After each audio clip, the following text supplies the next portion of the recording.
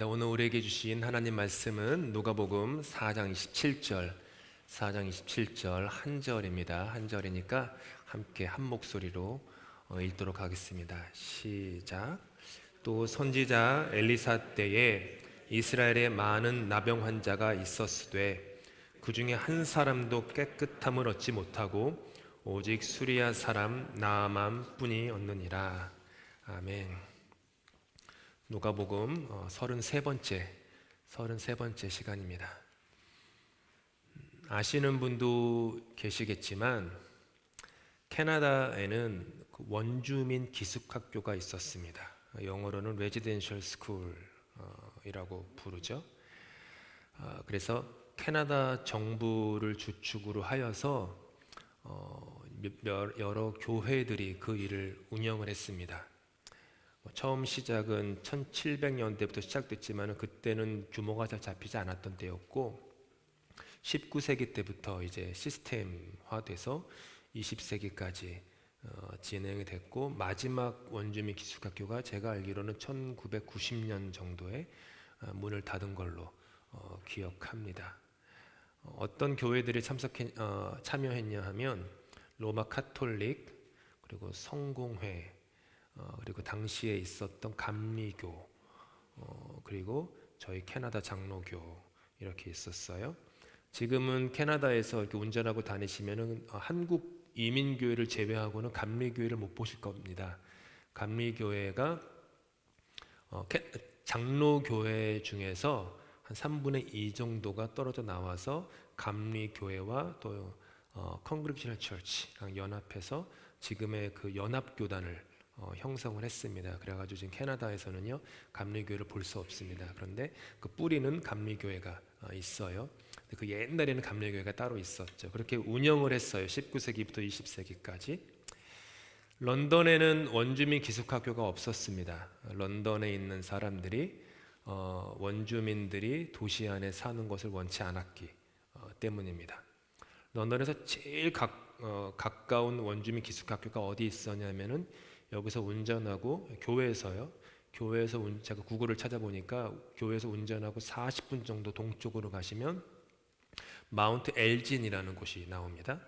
그 마운트 엘진에 감리교가 운영을 하던 기숙학교가 있었습니다. 그게 런던에서 제일 가까운 곳이에요.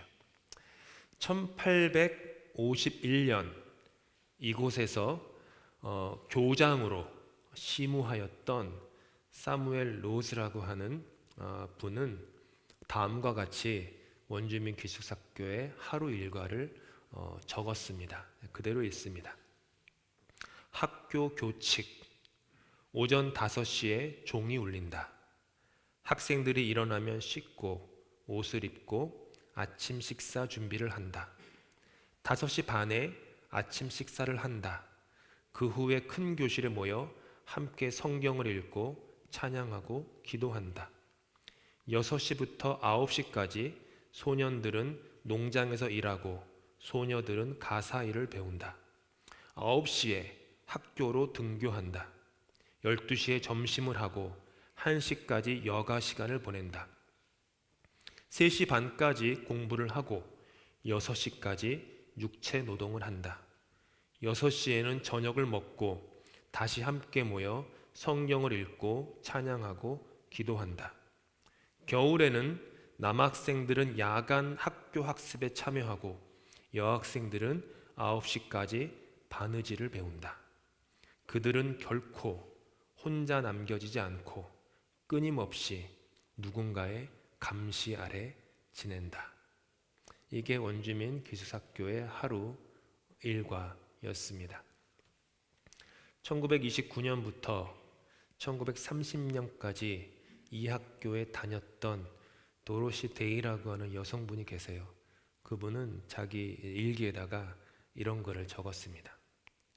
첫 번째 종이 울리면 일어나는데 5분, 옷을 입는데 5분, 계단 2층을 뛰어내려가 제일 아래층에 내려가 줄을 서서 세수를 하라는 2번째 종이 울리기까지 5분이 주어졌다. 5분 동안 손과 얼굴을 씻고 이를 닦고 머리를 빗고 다시 줄을 서야 한다. 우리는 그 계단을 보다 빨리 내려가기 위해 서로를 뛰어넘어야 했다. 아무도 체중이 늘지 않은 것도 당연했다. 학교의 스태프들은 학생들이 5분 안에 도착했는지 확인하기 위해 시계를 들고 계단 아래에 늘 서 있었다. 여학생들은 끈을 높게 묶는 부츠를 신었는데 계단 바닥에 내려가서야 묶을 수 있었다. 당신이 만약 제 시간에 계단 아래에 있지 않는다면 학교 스태프들은 당신을 채찍으로 때릴 것이다. 당신은 당신이 있어야 할 때 반드시 거기에 있어야만 했다. 이게 원주민 기숙학교의 모습이었습니다.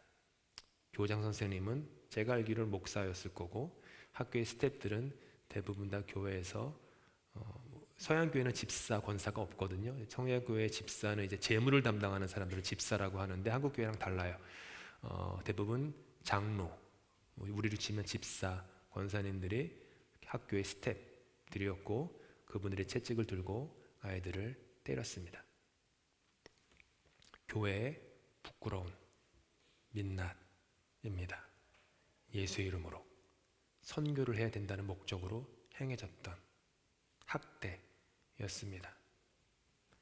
2021년 한 해 동안에는 특별히 캐나다 전역에 있었던 원주민 기숙학교의 예터에서 지속적으로 어린이들의 유해 발굴에 대한 소식이 들려왔습니다. 뒤에 보시는 사진처럼 브리티시 컬럼비아에 있는 캠 룹스베에 있는 학교에서는요, 심지어 2021년에 215구의 어린이 유해가 발견이 되었습니다.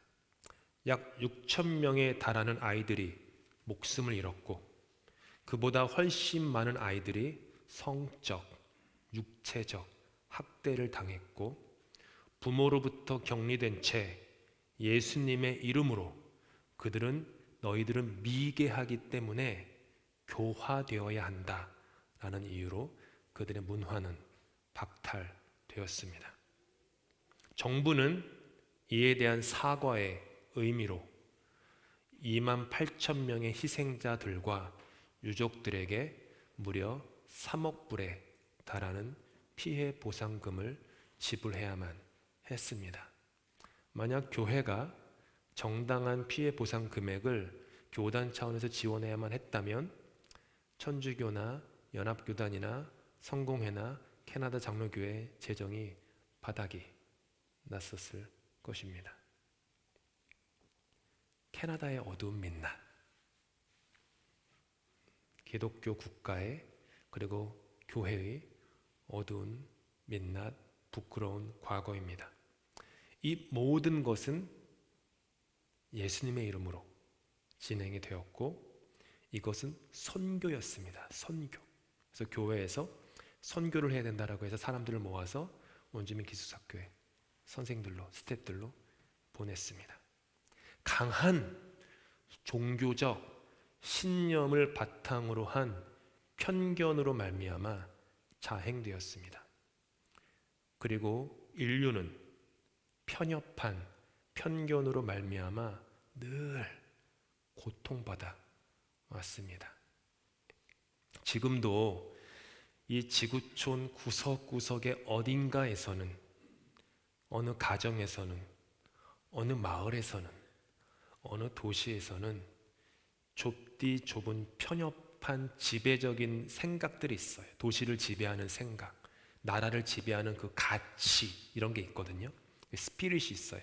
혹은 이더스라고 영어 그리고로는 이더스라고 그러는데 그 정신이 있어요. 어디에나. 그 이더스, 그 정신이 편협해서 좁디 좁아서 수많은 사람들이 신음받고 있습니다. 기원전 900년 전 지금의 시리아 땅, 당시에는 그곳을 아람 혹은 수리아라고 불렀는데요. 그 나라가 있었습니다.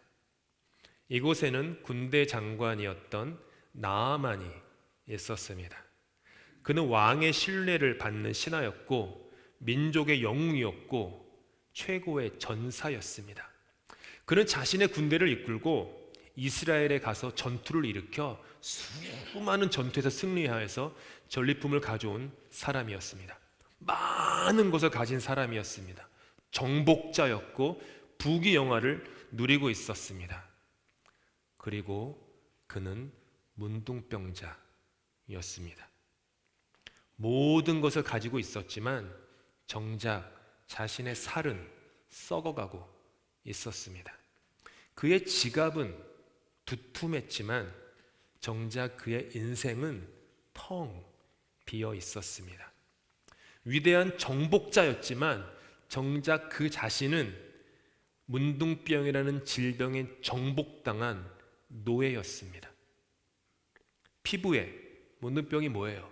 피부에 살점이 붉어져 나오고 몸의 지각이 마비되면서 점차 아무것도 느낄 수 없게 되고, 그래서 손으로 뭘 들 수도 없고 발을 올릴 수도 없는 지경에 빠지고 근육에는 힘이 없어지는 거예요. 그러면서 그러다가 결국에는 얼굴 모양도 변형되는 그런 병. 한국에서는 뭐 한센병이다, 나병이다, 조금씩 다 종류가 다른 병들입니다. 사실은요. 뭐 소록도 유명한 곳이 있었죠. 그런 것처럼 그런 나병, 문둥병. 그런데 이렇게 육체적으로 질병을 당하는 사람들이 육체의 질병도 너무너무 힘든 인생의 짐이었는데 그것보다 더 무거운 짐은 뭐였냐면 사회 편견이었어요. 2000년 전에는 누군가가 병에 걸리잖아요. 그러면 그 병이 뭐 바이러스나 박테리아 때문에 걸린 게 아니라 죄를 지어서 신으로부터 심판을 받고 있다는 증거로 여겼어요. 만약 우리가 2000년 전에 살아서 코비드-19는 아니겠죠? 뭐 있었다고 치면 여러분 중에 누가 코비드-19에 걸리면요, 주변 사람들이 다 여러분더러 하나님이 그 사람을 벌해서 그래, 심판해서 그래, 뭔가 이렇게 점잖게 교회 생활하고 종교 생활하는데 드러나지 않는 죄를 져서 그래, 죄에 대한 심판이야, 이런 인식이 팽배해 있었어요. 유대교뿐만 아니라 팔레스타인 중근동 지역 전부 다 그랬어요. 그러니까 문둥병이라는 육체적 질병 때문에도 너무 그 짐이 무거운데 사회에서 바라보는 편견, 시선, 이런 것들 때문에 그의 이마에는 불결하다, 불경건하다 라고 하는 그 낙인, 스티그마, 스탬프가 찍혀져 있었던 것이죠. 나아만은 원주민 기숙사교의 그 아이들처럼 격리되어 있었습니다. 그런데 그는 전혀 뜻밖의 장소에서 뜻밖의 사람을 통해 구원받습니다. 이스라엘의 엘리사라는 선지자에 의해서 말이죠. 하나님께서는 이스라엘의 수많은 나병 환자들이 아니라 수리아 사람, 이스라엘에게 원수인 나라의 군대 장관, 이방인, 그 사람에게 엘리사를 보내어 주셨기 때문입니다. 하나님의 선택을 받지 못한 사람이라는 편견에 둘러싸인 그에게 하나님이 당신의 그 구원의 도구를 보내주신 것이에요. 민족의 적, 겸상을 해서도 안 되는 이방인, 그것도 군대 장관이었던 나아만에게 보내시는 하나님의 명령에 절대 순종하였던 엘리사를 통해서 나아만은 구원 받았습니다. 주님께서 부활 승천하신 후에 사도 베드로는 어느 날 무두장의 시몬이라는 사람의 집에 머물고 있었습니다. 베드로는 절대로 그런 사람의 집에 머물러서는 안 되었었습니다. 왜냐하면 무두장이가 뭐예요? 가죽 제품을 만드는 사람을 무두장이라고 합니다. 무두장이는 불경건하고 더러운 직업을 가진 사람이었습니다. 동물의 사체를 절대로 만져서는 안 되는 율법을 가지고 있었던 유대인들에게 일상이 동물의 사체와 피를 만지는 그 사람은 불경건하고 더러운 직업을 가진 사람이었습니다.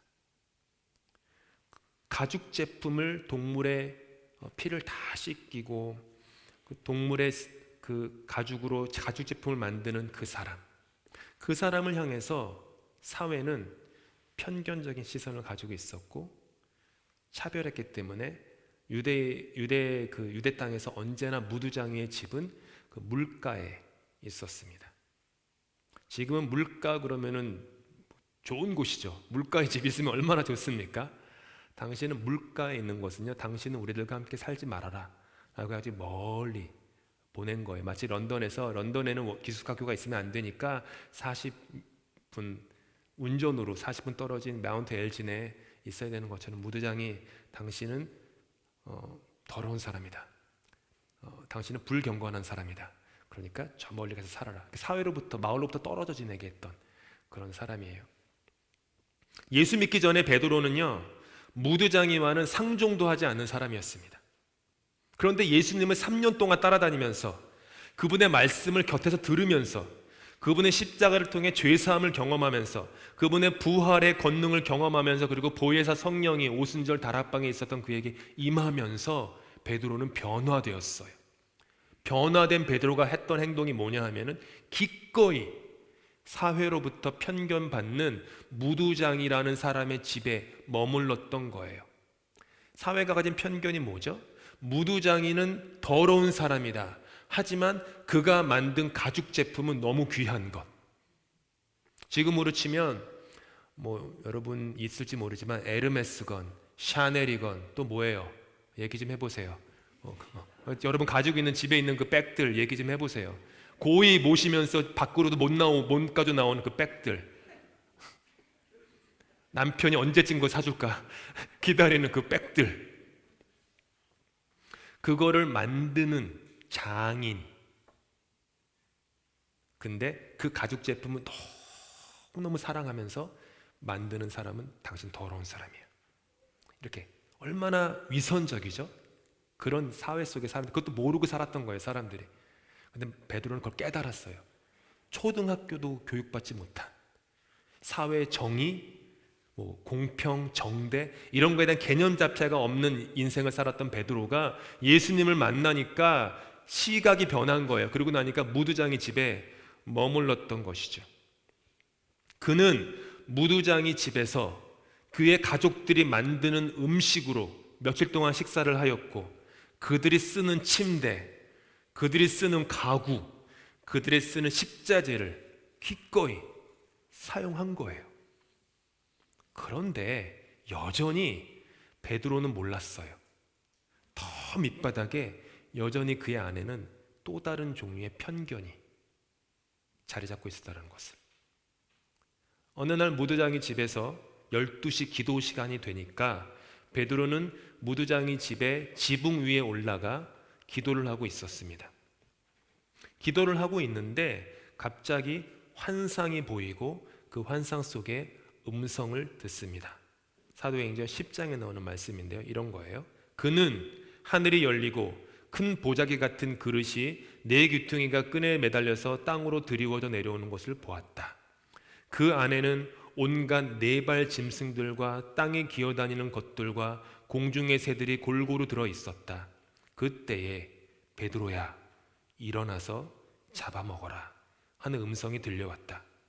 베드로가 대답하였다. 주님, 절대로 그럴 수 없습니다. 나는 속되고 부정한 것은 한 번도 먹은 일이 없습니다. 그랬더니 두 번째로 음성이 다시 들려왔다. 하나님께서 깨끗하게 하신 것을 속되다고 하지 말아라. 이런 일이 3번 있은 후에 그 그릇은 갑자기 하늘로 들려서 올라갔다. 이게 뭐냐 하면 무두장이라는 편견을 극복할 수 있었던 베드로였지만 그 무두장이는 누구냐 하면 자신과 같이 여호와 하나님의 선택을 받은 선민이라고 여겨지는 유대인이었어요. 그건 극복을 했는데 유대인이 아닌 이방인도 하나님이 지으셨고 그 이방인도 하나님이 구원하기 원하시고 예수님께서 하나님의 선택을 받지 않았다고 여겨지는 이방인들을 위해서도 고통을 당하신 후에 십자가에 달려 죽으셨다라는 것은 받아들이지 못했던 거예요. 유대인이 내외하고 있었던 사마리아와 땅끝까지 이르러 나의 증인이 되라고 하는 예수님의 명령을 들었건만 베드로에게 땅끝은 이방인이 아니었어요. 베드로가 환상 중에 보았던 이 동물들은요, 유대인들에게 유대 율법에 따라 거룩하지 않은 동물들이었습니다. 베드로는 지금까지 살면서 그런 부정한 것들은 만진 적도 없고 먹은 적도 없고 의심의 여지 없이 앞으로도 쭉 그렇게 살 작정이었습니다. 재고의 가치도 없는 확고한 신념. 그래서 주님은 3번이나 반복해서 같은 환상과 같은 음성을 그에게 주시면서 베드로 안에 뿌리 깊게 박혀있는 편견의 확고한 신념을 깨트리셨던 거예요. 3번이나 주님을 모른다고 하였던 베드로에게 찾아오셔서 예수님이 3번이나 내가 나를 사랑하느냐 질문하시면서 베드로를 회복시키셨던 것처럼 3번이나 똑같이 환상을 주시면서 그의 안에 있는 그 편견을 부순 거예요. 이 편견의 문둥병, 베드로 안에 있었던 영적인 편견의 문둥병은 이로 말미암아 산산조각 나고 그 산산조각 난 자리에 새로운 살이, 생명의 살이 돋아오르기 시작했습니다. 그래서 그는 한 뼘 더 그리스도인으로 성장해 갔어요. 베드로가 이제 지붕에서 내려옵니다. 그러고 나니까 자신을 찾아온 사람들이 있었어요. 누구냐 하면 로마 백부장, 백부장은 군인 100명을 휘하에 거느리고 있는 군대 장교죠.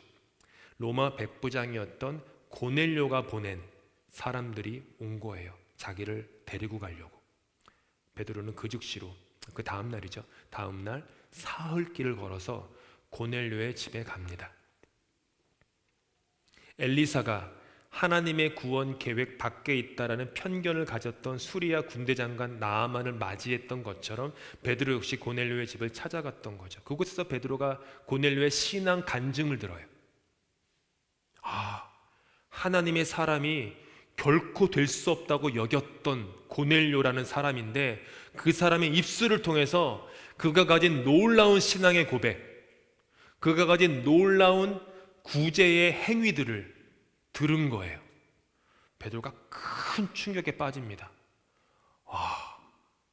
저 사람에게도 하나님이 임해 계시구나. 저 사람도 하나님의 사람이구나. 그러면서 베드로 안에 있었던 본인도 몰랐던 이 영적인 문둥병 다 부서진 거예요. 너무 놀라운 감동과 감격으로 베드로가 소리를 쳐요. 10장 34절 35절에 써 있는데 이렇게 얘기해요. 나는 참으로 하나님께서는 사람을 외모로 가리지 아니하시는 분이시고 하나님을 두려워하며 의를 행하는 사람은 그가 어느 민족에 속하여 있든지 다 받아주신다는 것을 깨달았습니다. 하나님은 태초부터 지금까지 언제나 한결같이 사람을 외모로 판단하지 않으셨다라는 거예요. 늘 그러신 하나님인데 인간이 거기에다가 덧붙인 거예요. 자꾸 하나님의 마음에다가 그 밴드에이드를 자꾸 덕지덕지 붙이는 거예요. 자꾸 붙이니까 하나님의 마음이 보이지가 않는 거죠. 하나님은 원래부터 사람의 외모를 보지 않고 그 사람의 중심을 보시는데 점점점 사람들이 외모를 보기 시작한 거예요. 얼굴 색깔, 교육의 정도, 재산의 유무, 종교를 어떤 걸 가지고 있느냐 등등등등으로 자꾸 덕지덕지 붙였던 거예요. 베드로는 거기서부터 벗어나게 된 거예요. 그게 구원이었어요. 베드로에게는 편견으로부터 해방됐던 거예요. 그때부터 교회가 비로소 하나님이 원하시는 교회의 모습과 가까워졌어요. 에덴이 회복된 것이고 창조주가 지으셨던 그대로의 인간성이 회복됐던 거예요. 제가 언젠가 주일은 아닐 수도 있는데 설교 때 나눈 게 뭐냐면, 제가 대학생 시절에 한국에서 찬양팀을 했었습니다. 찬양팀 하면서 이제 연주를 하는데 어느 날 예배실에 어떤 키 작은 여학생이 들어왔어요. 처음 보는 여학생이 들어왔는데 제가 이렇게 지금으로 보면 여기 이렇게 앉아가지고 여기서 이제 드럼을 치고 있었고, 여학생은 제일 끝자리, 지금 신권사님 계시는 자리 거기에 딱 앉아 있었어요. 가만히 보니까 이 털모자를 쓰고 있는 거예요. 당시만 해도 교회에 모자 쓰고 오는 것이 이렇게 일종의 금기시되던 그런 시기였죠. 드럼 치는 것도 어른들이 조금 싫어하는 눈치가 되게 많았는데 그 당시에는요. 그랬는데 모자를 쓰고 있는 거예요. 그래서 뭐 그럴 수 있지. 그런데 찬양 예배 한 2시간 드리는데 입도 뻥끗 안 하는 거예요. 그래서 이상하다. 왜 왔지? 뭐 하러 왔지? 다음 주에도 또 와가지고 또 뒤에 앉아가지고 입도 뻥끗 안 하고 가만히 앉아 있는 거예요. 그 다음 주도, 그 다음 주도. 참 묘상하고 이상하다. 참 이상하다. 그래서 좀 비판을 많이 했어요. 마음으로만. 어느 날 알고 보니까 이 여학생이 임파서남을 앓고 있었던 거예요. 임파서남을 앓고 있어서 시한부 판정을 받았어요. 6개월밖에 살지 못한다. 이 꽃다운이 미술 아티스트가 되고 싶어하던 학생이었는데 고등학교 1학년쯤 됐을 거예요. 근데 꿈이 있는데 본인이 남겨진 삶이 몇 달밖에 안 되니까 하나님께 왔던 거예요. 근데 임파서남 이렇게 항암 치료를 하니까 목소리를 낼 수 없잖아요. 그러니까 그냥 가만히 앉아 있었던 거예요. 항암 치료를 받으면 어떤 일이 벌어지죠? 머리카락이 다 빠지잖아요. 그래서 모자를 쓰고 있었던 거예요. 그걸 딱 안 다음에 전 진짜 하나님께 회개 많이 했습니다. 내가 가진 편견이라는 게 참 너무 많구나. 내가 사람을 외모로 이렇게 판단하는구나. 참 그랬어요. 몇 개월 후에 하늘나라로 갔죠. 보면서 그게 우리예요. 교회에서도 늘 좀 이렇게 누구 오면 그 생각을 해요. 옛날에 그 생각. 편견 갖지 말고 바라봐야지. 꼬맹이들이건 어떤 사람이건 그러지 말고 바라봐야지. 늘 스스로를 리마인드를 하죠. 우리 안에는요, 수리아 사람 나아만이 가졌던 그런 문둥병이 있어요. 그 문둥병은 때로는 편견, 고정관념, 차별, 자격, 구별, 구분, 여러 가지 마스크를 쓰고 탈바꿈해서 우리 인류를 괴롭힙니다. 그 문둥병의 손에는 언제나 그 잣대가 쥐어져 있어서 그 앞에 줄을 긋고 줄 이편의 사람과 줄 저편의 사람으로, 선한 사람과 악한 사람으로, 하나님 편과 사탄의 편으로 이렇게 줄을 그어요. 피부에 살점이 붉어져 나오듯 날것의 혐오를 상대에게 토해냅니다. 뉴스 많이 보잖아요. 근 한 10년 전부터 날것의 그 혐오를 그 필터링 없이 내뱉는 이 온 지구촌의 이 모습들. 예전에는 그래도 하지 말라니까 마음에 있어도 내뱉지 않았는데 이제는 언젠가부터는 그냥 누구 때문이라고 얘기 안 하지, 미국에 누구 때문에 얘기 안 하겠지만 막 내뱉는 거예요. 그렇게 몸의 지각이 마비되듯이 진리에 대해서, 사랑에 대해서 무감각해집니다. 근육의 힘이 상실되듯이 나와 다른 사람의 손을 잡아줄 힘이 없어져요. 발의 힘이 없어지니까 타인을 향해서 한 걸음 더 나아가지 못해요. 얼굴 모양이 변형되듯이 마음의 얼굴이 굳은 미움으로 변하게 돼요. 수리아 사람 나아만처럼 영적인 문둥병에 걸린 우리, 영적인 문둥병에 걸린 이 사회, 이 나라, 주님의 구원이 필요합니다. 교회는요, 엘리사처럼, 베드로처럼 사역을 하라는 부르심을 받은 곳입니다. 사역은요, 멋진 프로그램, 세련된 교육시설, 화려한 조명, 수준 높은 찬양팀의 음악만을 의미하는 것이 아닙니다. 교회의 사역은요, 교회가 세상에 줄 수 있는 유일한 선물이에요. 왠지 아세요? 교회의 사역은 신뢰이기 때문이에요. 그게 교회가 하는 사역의 전부예요. 우리가 밥을 하건 노래를 하건 청소를 하건 아이들을 가르치건 밖에 나가서 누구를 구제하건 그 모든 교회 사역의 밑바닥에는 이 신뢰가 트러스트 이게 있어요. 그게 교회가 세상에 주는 선물이에요. 사역이 신뢰이고요, 신뢰가 사역입니다. 하나님을 신뢰하는 것이 사역이에요. 내가 어떤 일을 행하는 게 사역이 아니라 하나님을 신뢰하는 것, 하나님의 말씀을 신뢰하는 것, 그게 사역입니다. 그리고 하나님으로부터 지음받은 사람을 그 사람 그대로 신뢰하는 것, 그게 사역이에요. 하나님께서 깨끗하게 하신 것을 속되다고 하지 말아라. 베드로에게 주어진 이 말씀, 저에게는 사실 이 말씀이 개인적으로 되게 중요하게 여기는 말씀입니다. 제가 인생 살면서 어떤 중요한 결정을 하게 돼서 갈등하고 고민하면서 너무 이걸 어떻게 결정해야 될까? 내가 어떤 마음의 결을 가져야 될까? 한참을 기도하다가 무릎 꿇고 기도하던 중에 주님께 주신 응답이에요. 동희야, 내가 깨끗하다고 한 사람을 너는 절대로 속되다고 판단하면 안 돼. 저한테 주신 말씀이에요. 네가 보기에 그 사람의 겉모습이, 외모가 어떻다고 하더라도 내가 그 사람을 깨끗하게 했으면 that's it. 너는 절대로 그 사람을 너의 기준으로, 너의 잣대로 속되다고 해서는 안 돼. 오늘 성가대 고백한 사랑에 대한 것, 그게 다 거기에 들어있는 거예요. 그래서 딱 이 말씀 받고 결정했어요. 어떤 마음으로 내가 어떤 결정을 할지에 대해서. 베드로도요, 이 말씀을 신뢰해서 사역의 길에 발을 내디뎠습니다. 말씀을 신뢰하는 신뢰를 가질 때 나의 작은 그릇을 넘어서 말씀의 크기만큼 나 자신을, 다른 사람을, 세상을 품을 수가 있어요.